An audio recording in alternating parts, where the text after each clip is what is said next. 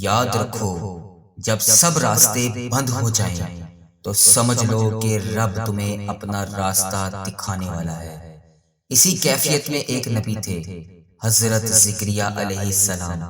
عمر کے اس حصے میں پہنچ چکے تھے جہاں امیدیں کمزور پڑ چکی تھیں، بال سفید ہو گئے تھے، جسم کمزور ہو گیا تھا، مگر دل میں ایک ہی حسرت باقی تھی، ایک نیک اولاد کی، جو ان کے بعد دین کی خدمت کرے۔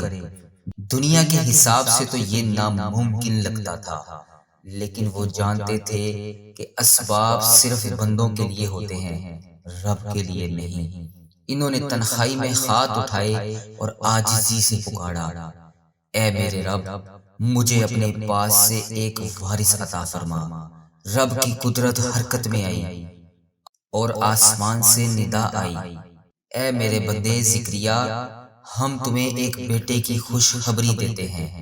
کیا آپ نے غور کیا کہ جس نے دل کو اسباب کے حوالے کر دیا، اللہ نے اسے اسباب کے حوالے کر دیا، اور جس نے دل کو اللہ سے جوڑ دیا، اللہ نے اس کے لیے اسباب خود بخود پیدا کر دیے۔ اس لیے یاد رکھو، اسباب نہیں، رب پر اعتماد کرو۔